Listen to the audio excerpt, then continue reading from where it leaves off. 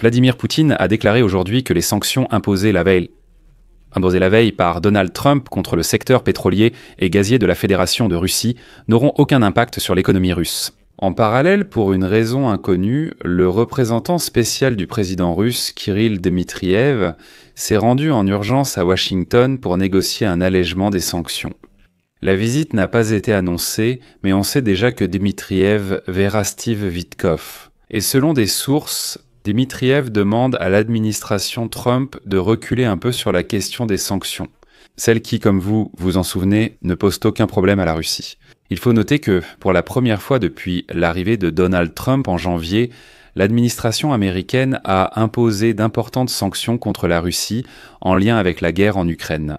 Et il semble que Poutine ait vraiment poussé le bouchon trop loin, car, selon les sources, Trump a décidé de renforcer les sanctions contre la Russie. Après la frappe contre une maternelle à Kharkiv, ce bombardement a été pour lui un tournant, à cause duquel il a décidé d'agir plus fermement envers Poutine. Mais ce n'est pas tout. Sur fond de nouvelles sanctions contre la Russie, Trump se rend déjà officiellement à une rencontre avec le dirigeant chinois Xi Jinping, et la Chine a déjà fortement réduit ses achats de pétrole russe. Oui, même la Chine. Je m'appelle Alexei Petchi, aujourd'hui nous sommes le 24 octobre, discutons ensemble de ce sujet. Avant de commencer, je vous demande de vous abonner à cette chaîne, de mettre un like, de laisser n'importe quel commentaire sous cette vidéo et de vous abonner à ma chaîne Telegram Petchi News. Elle s'appelle ainsi, le lien se trouve dans la description de cette vidéo, et nous y publions des actualités en temps réel dès qu'elles arrivent.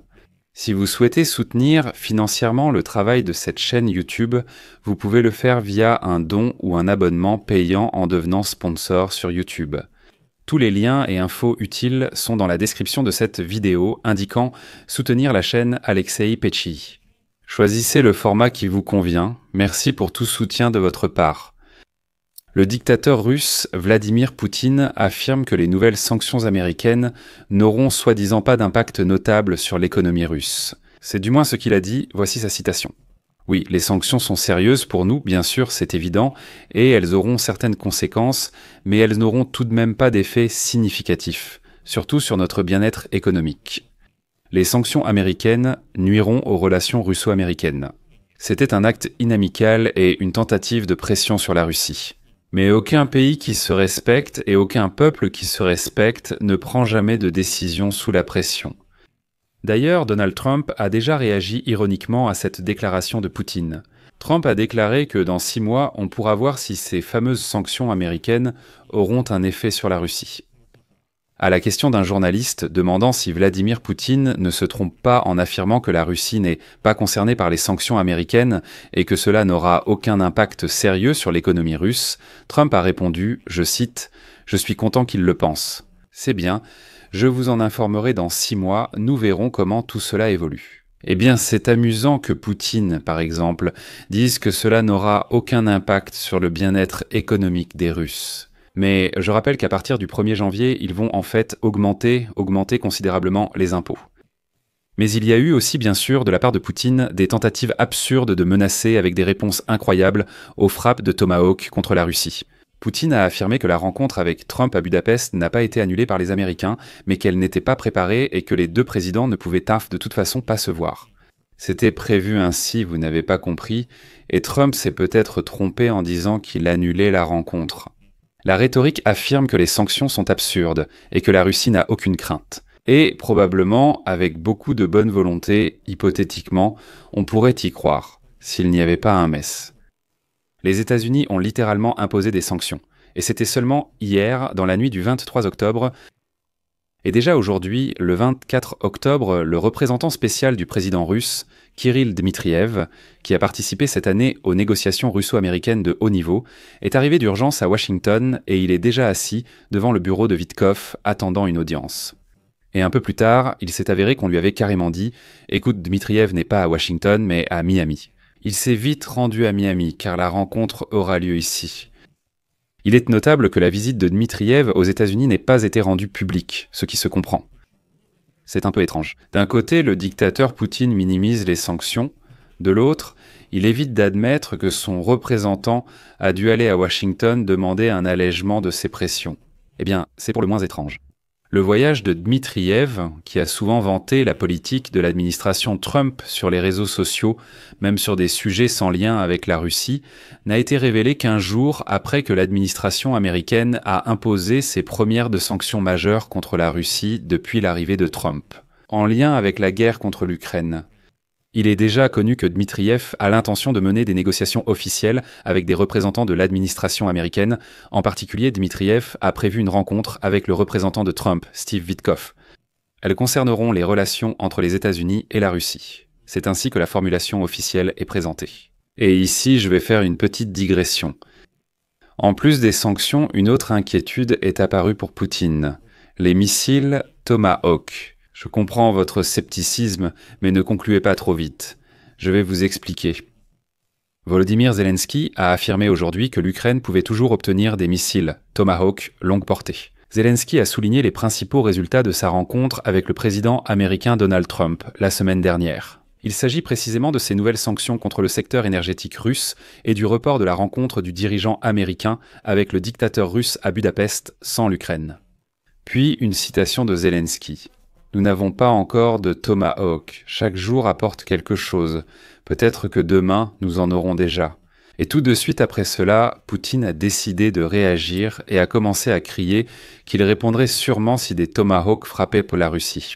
Citation : « Si de telles armes frappent le territoire russe, la réponse sera très sérieuse pour ne pas dire stupéfiante. » Qu'ils y réfléchissent, hein. Mais revenons aux sanctions. Plus tôt cette semaine, les États-Unis ont imposé des sanctions contre les compagnies pétrolières russes, Rosneft et Lukoil, et le président Trump a annoncé l'annulation de sa rencontre avec Vladimir Poutine à Budapest. Les représentants russes, dont Vladimir Poutine, ont critiqué ces décisions mais ont aussi affirmé qu'une rencontre restait possible à l'avenir et que le dialogue avec les États-Unis devait continuer. Dans l'ensemble, les Russes sont clairement effrayés. Et Vladimir Poutine, en commentant les sanctions, a été plutôt modéré. Alors, à votre avis, est-ce que Vladimir Poutine a peut-être refusé de négocier avec les États-Unis d'Amérique ? C'est comme dire, si vous imposez des sanctions, il n'y aura pas de négociation. Non, Vladimir Poutine, comme un gamin, s'est contenté de répondre par des citations. Nous soutenons la poursuite du dialogue.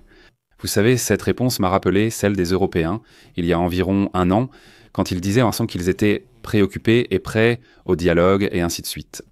Et maintenant, on voit comme une situation en miroir. D'accord, peut-être que Poutine a menacé les États-Unis d'Amérique d'une certaine réponse aux sanctions. Vous nous imposez des sanctions et nous, on va vous frapper en retour. Non plus.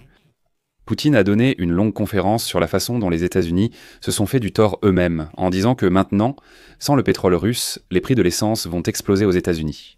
Mais en fait, Poutine n'a pas précisé le lien. Poutine a répété que les sanctions, bien que nuisibles, ne causent pas de dommages majeurs. Il a répété que les États-Unis auront des problèmes avec le prix de l'essence. Eh bien, en fait, on voit bien qu'il y a vraiment des problèmes avec l'essence. Mais ce n'est même pas ça le plus important ici. Poutine sait que les sanctions font mal. Il le sait très bien. Pourquoi ? Le fait est que les compagnies pétrolières d'État chinoises ont suspendu leurs achats de pétrole russe à cause des récentes sanctions américaines contre la Russie. Les Chinois, eh bien, ils ne veulent tout simplement pas prendre de risques à cause des Russes. Il s'agit des entreprises PetroChina, Sinopec, China National Offshore Oil Corporation et Jinhua Oil. Eh bien, au moins à court terme, toutes ces entreprises vont s'abstenir d'acheter du pétrole russe livré par voie maritime. Et ensuite, je rappelle que le 30 octobre, Trump rencontre officiellement le dirigeant chinois Xi Jinping pour discuter de la question du soutien de la Chine à la Russie dans la guerre contre l'Ukraine. Par ailleurs, l'Inde arrête presque totalement d'acheter du pétrole russe en raison des sanctions américaines. Les flux de pétrole russe vers l'Inde vont bientôt tomber à zéro. Après les sanctions américaines contre Rosneft et Lukoil, rapportent des sources de Bloomberg dans les compagnies indiennes de raffinage de pétrole. Les hauts dirigeants des principaux raffineurs affirment que les sanctions rendent presque impossibles les paiements avec les fournisseurs russes. C'est pourquoi toutes les opérations avec ces entreprises doivent être arrêtées avant le 21 novembre. Je vous en dirai plus à ce sujet le 21 novembre. Pourquoi précisément jusqu'à cette date ? Pour faire court, c'est la date limite fixée par Donald Trump. Pour que vous compreniez, la Russie a été le principal fournisseur de pétrole pour l'Inde ces 3 dernières années et a assuré près de 40% de ses importations. Et maintenant, les raffineries indiennes seront obligées de revenir d'urgence à des achats dans les pays du Moyen-Orient. En gros, les sanctions sont tellement insignifiantes que l'envoyé de Poutine, Dmitriev, comme vous le comprenez, est parti à Washington pour quémander quelques faveurs. Je vais mettre des points de suspension ici. Donnez votre avis, écrivez vos conclusions dans les commentaires sous cette vidéo, abonnez-vous à la chaîne, cliquez sur la cloche et n'oubliez pas de mettre un like. C'est tout pour aujourd'hui, prenez soin de vous, à bientôt à tous.